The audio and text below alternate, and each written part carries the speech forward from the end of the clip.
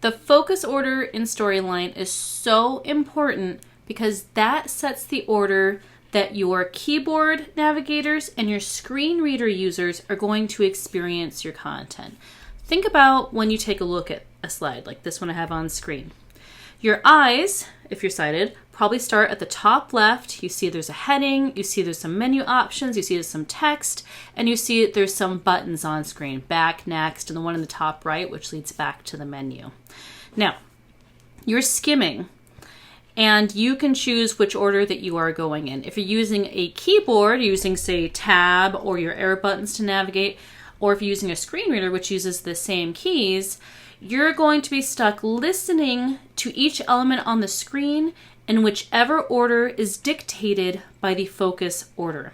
I'm going to demonstrate what this slide looks and sounds like, and I've got my screen reader turned on, and you can experience this for yourself, and then we'll talk about how to fix it. Hiking button.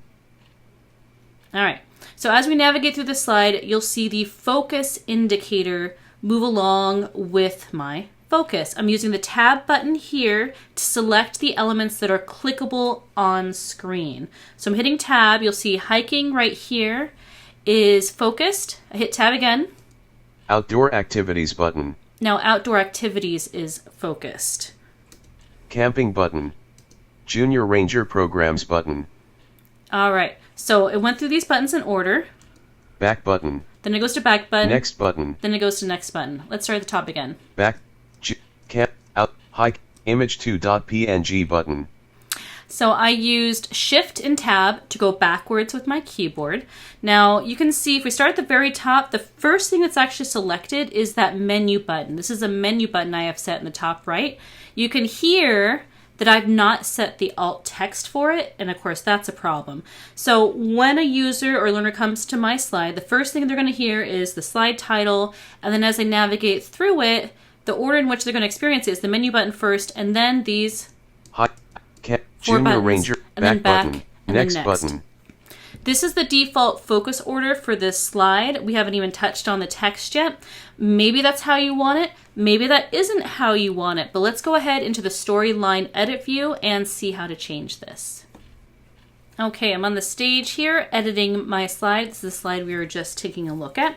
Let's take a peek at the focus order first. To find it, you'll go home and then to the focus order button here. It's minimized because my window is minimized. Now the default is the default focus order. This is always the radio button that's going to be checked. You'll see all of the elements on this slide down below. You'll notice that there's a lot more than what you're seeing in this view here. And the reason for that is that all of these layers, the elements on these, are listed in that focus order as well. And this project is set up with some fancy boxes to lay underneath the text. So you can see on the timeline here that every single layer has a lot on it. So when you're looking at the focus order, you've got to put everything in order all at once. I'm not going to belabor this video by doing that for you live, but I want to point that out. So the first thing, before you start with the focus order, don't even think about the focus order yet, is to go through your slides and to pick what's decorative and what's not decorative. So this base slide is fine, but say on the blue slide here, I'd want to mark these blue boxes as decorative. I'd want to mark these green boxes as decorative. These images, I don't know that they need to be visible to people using screen readers, so I might mark those as decorative, so on and so forth. So when you come back to focus order, what will happen is that you won't see those anymore. Let's go ahead and do that real quick. So to mark these as decorative, you will right click on it. Sometimes use a timeline just to make sure I'm clicking on the right thing. I selected accessibility in that menu, and I'm just going to uncheck object is visible to accessibility tools. By default, every single thing you put into a slide in Storyline is going to be visible to a screen reader user. If you don't name it, like say you leave it as rectangle 2, that's what a screen reader user will hear. They'll hear rectangle 2. I've got a whole video on that if you want to check that out. So as we go through, we take a look at these things. Let's go ahead and mark a few of these as decorative. Text box is fine. What else? Did I do this one yet? I did not. That's very decorative. They don't need to hear that. All right, so one layer, I went through and marked all those items as decorative.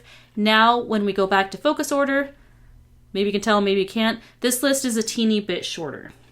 Okay, see the blue items, I had all those labeled as blue. All of those are gone except for the text box, which is what I do want them to read. All right. Now here's the deal with the focus order.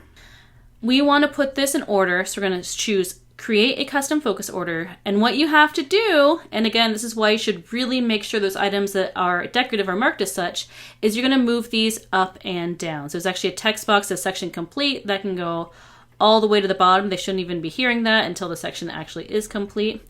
That would probably be marked as decorative. I'm looking at the base slide here, thinking about what I want to come first. I want the menu buttons to come first. So I'm going to take this one, for instance, and you can drag. It doesn't always work very well. I'm going to drag that to the top. So think about the experience that you want a screen reader user to have. Oh my gosh, and act accordingly. That didn't work very well. Let's try that. Where did it go? All right, great example of how difficult this can be when you have a lot of stuff. A better design for this project would probably not to have so many layers, but probably to put that content onto separate slides instead, so that each slide is much easier to deal with and has fewer objects in the focus order. So say I want to do that, then I want to do outdoor activities. I can drag these up one at a time. Again, I'm not going to belabor doing the entire thing, but this is how it works. The items at the top are going to be read first or selected first by someone using a screen reader and using their keyboard to navigate. And that's always going to be a custom focus order, okay? I want to add in here that there is one more strategy for marking items as decorative without having to go into every single item.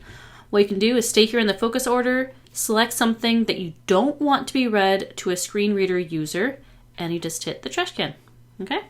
So these pictures, I remember these pictures. I think they're decorative. I'm going to take them out. Just hit that trash can. Now, it's not deleting them off the slides. It's only going to mark them as decorative so that they will not be included in the focus order and they will not be read to someone using a screen reader. If you made a mistake, no big deal. You can always select one of these to add it back and it'll put it back into the focus order at the very bottom.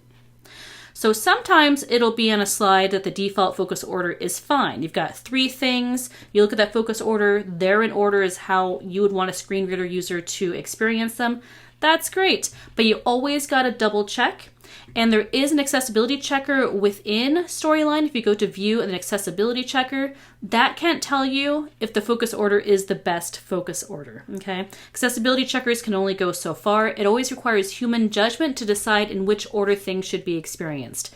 In this case, I think that the user should know there is a menu before they read the text on screen. So I want them to know about the menu before the text on screen because it is a lot of text.